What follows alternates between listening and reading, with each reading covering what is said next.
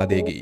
दोस्तों, भारतीय रेलवे देश में यातायात का बहुत बड़ा साधन है। लोग एक राज्य से दूसरे राज्यों में पहुंचने से लेकर लोकल ट्रेन के माध्यम से एक शहर से दूसरे शहर तक भी सफर करते हैं।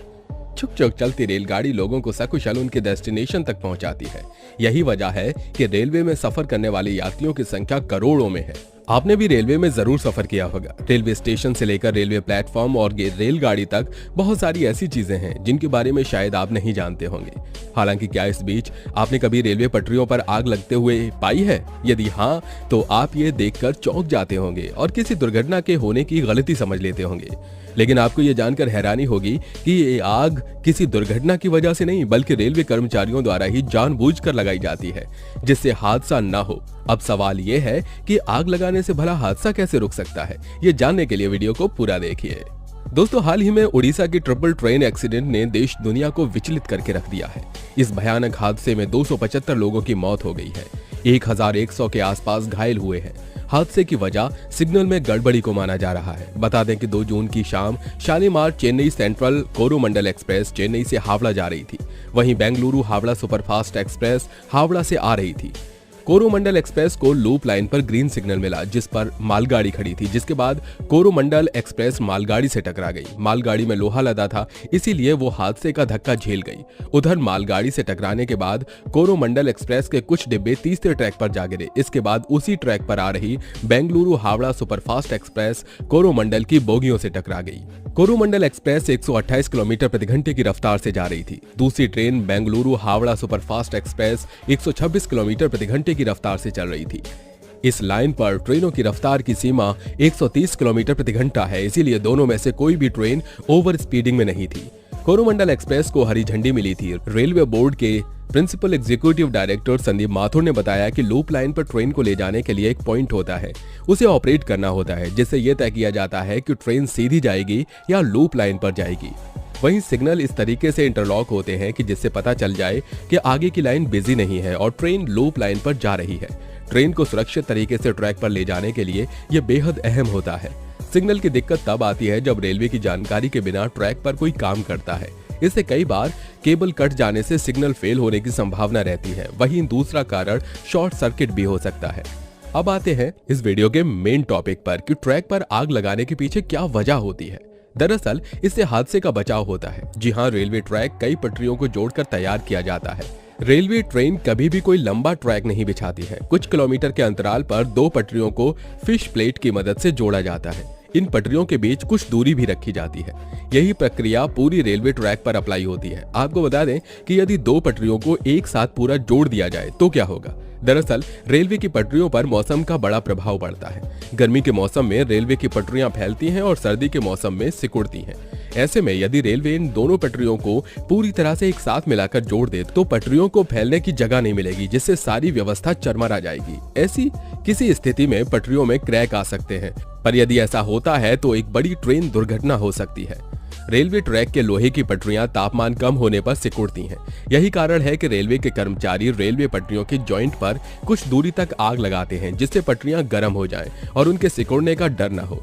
यदि आप सोच रहे हैं कि ये आग कैसे लगाई जाती है, तो आपको बता दें कि रेलवे की पटरियों पर अनोखे ढंग से आग लगाई जाती है। रेलवे कर्मचारी एक कपड़े को मिट्टी के तेल या डीजल में भिगोकर रेलवे पटरियों के किनारे रख देते हैं और कुछ देर तक उन्हें यूं ही जलने देते हैं। कुछ देर आग लगे रहने से पटरियां गर्म हो जाती हैं और उनमें क्रैक आने की संभावना कम हो जाती है। रेल की पटरियों को आग के हवाले करना भले ही आसान काम लगता हो, लेकिन असल में ये बहुत ही खतरनाक ड्यूटी है। इसके लिए ट्रांसपोर्ट ऑपरेटर्स की टीम को कड़ाके की ठंड में काम करना पड़ता है, जबकि आग जलाकर स्विच को चालू रखने और ट्रैक की मरम्मत करने का काम किया जाता है। हालांकि इस दौरान यह भी ध्यान दिया जाता है कि पटरियों पर अधिक समय तक आग न जले और ट्रैक पर लगी आग कंट्रोल में रहे, क्योंकि तेज हवाओं के संपर्क में आने से आग फैल सकती है और भयानक हादसा होने की स्थिति बनी रहती है। आपने अक्सर सर्दी के मौसम में देखा होगा कि रेल की पटरी पर कहीं कहीं बटन के जैसी कोई चीज लगी होती है। इसे डेटोनेटर कहते हैं। दरअसल जब भी सर्दी का मौसम आता है तो सर्दी के साथ कोहरे का आगमन भी हो जाता है। कोहरे के साथ ही ट्रेन के लेट होने का सिलसिला भी शुरू हो जाता है। इस मौसम में रेलवे ट्रैक पर डेटोनेटर का इस्तेमाल भी शुरू हो जाता है, जिससे लोको पायलट को काफी मदद मिलती है। आपको बता दें कि रेलवे की ओर से रेलवे ट्रैक पर डेटोनेटर की मदद से ब्लास्ट किया जाता है। अब आप भी सोच रहे होंगे कि रेलवे के ऐसा करने के पीछे क्या वजह हो सकती है।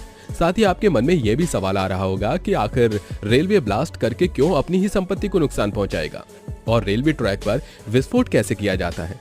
बता दें कि यह विस्फोट आम बम ब्लास्ट की तरह नहीं होता है, यह सिर्फ माइंस ब्लास्ट होता है जिससे सिर्फ आवाज ही निकलती है। जब भी रेलवे ट्रैक पर यह ब्लास्ट होता है तो रेलवे ट्रैक को कोई नुकसान नहीं पहुंचता और बिना नुकसान पहुंचाए ही ये ब्लास्ट होता है। असल में ये ब्लास्ट लोको पायलट की मदद के लिए ही किए जाते हैं। ब्लास्ट सुनकर आपके दिमाग में दुर्घटना जैसा कुछ आ रहा होगा, लेकिन इससे कोई दुर्घटना नहीं होती है, बल्कि ट्रेन को दुर्घटना से बचाया जाता है। डेटोनेटर बटन को पटरियों पर लगाया जाता है। जब ट्रेन इन पर से गुजरती है तो इससे आवाज होती है। अब आपको बताते हैं कि ये विस्फोट सर्दी के समय ही ज्यादा क्यों किए जाते हैं। इसकी वजह यह होती है कि जब भी कोई स्टेशन आता है तो उससे पहले ये लगा दिए जाते हैं और जैसे ही ट्रेन इनसे गुजरती है तो आवाज से लोको पायलट समझ जाते हैं कि कोई स्टेशन आने वाला है। वैसे कोहरे की स्थिति में कई बार स्टेशन का पता नहीं चल पाता, ऐसे में इन विस्फोट के जरिए लोको पायलट को जानकारी दी जाती है। इसके साथ ही कई बार रेलवे ट्रैक पर कोई दिक्कत होने पर भी पहले ही ये लगा दिए जाते हैं, जिससे लोको पायलट समझ जाता है कि कोई दिक्कत है और वो ट्रेन की स्पीड धीरे कर लेता है या ट्रेन रोक देता है। जैसे ही रेलवे कर्मचारियों को रेलवे ट्रैक की दिक्कत पता चलती है तो ट्रेन को रोकना जरूरी हो जाता है। ऐसे में डेटोनेटर का इस्तेमाल किया जाता है और खराब ट्रैक से कुछ मीटर पहले ही इसे लगा दिया जाता है। इस तरह ट्रेन को एक्सीडेंट से बचाया जाता है। दोस्तों, हर सेकंड सैकड़ों ट्रेन पटरियों पर गुजरती हैं, दौड़ती हैं और आज के समय में उन्हें काफी अच्छे टेक्निकल सिस्टम के जरिए चलाया जा रहा है। आपने देखा होगा कि रेलवे स्टेशन पर कई पटरियां होती हैं। कैसे ट्रेन एक पटरी से दूसरी पटरी पर पहुंच जाती है। जब ट्रेन अपना रूट बदलती है तो उस समय कई लोगों को डर भी लगता है, लेकिन ट्रेन अपनी पटरी को बहुत ही आसानी से बदल लेती है। ट्रेन कैसे पटरी चेंज होती है या कैसे मुड़ती है, इस बारे में जानने के लिए पहले हमें यह जानना होगा कि ट्रेन कैसे चलती है। दोस्तों, ट्रेन पटरी को अंदर से पकड़कर चलती है, यानी ट्रेन के टायर पटरी में सेट रहते हैं। टायर में पटरी के अंदर का हिस्सा बड़ा रहता है जो पटरी को जकड़कर रखने में मदद करता है। ट्रेन की पटरी सीधी ही रहती है, लेकिन जहां इसे मोड़ना होता है वहां पटरी थोड़ी अलग रहती है। पटरी के बीच नुकीले रेल यानी लोहे की पटरी लगी रहती है। इससे आने वाली ट्रेन को दिशा मिलती है। ये थोड़ी घूमी हुई रहती है, इस वजह से ही ट्रेन को यहाँ थोड़ा सा घुमाना होता है या दूसरी पटरी पर शिफ्ट करना पड़ता है।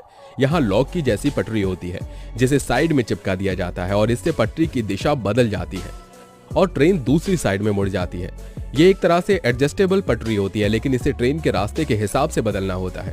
पहले ये काम रेल कर्मचारियों की तरफ से किया जाता था और वो दिन भर मैनुअली हाथ से इसे बदल देता था, मगर अब ऐसा नहीं होता है। आज के समय में ये काम मशीनों के द्वारा किया जाता है। सिग्नल और रूट के हिसाब से इसे मशीन एडजस्ट करती है और उस हिसाब से ही ट्रेन को दिशा मिल जाती है और वो घूम जाती है। आज की वीडियो में बस इतना ही। उम्मीद है आपको जानकारी पसंद आई होगी। अच्छी लगी हो तो लाइक करिए और चैनल को सब्सक्राइब करके बेल आइकन को प्रेस करना बिल्कुल मत भूलिए।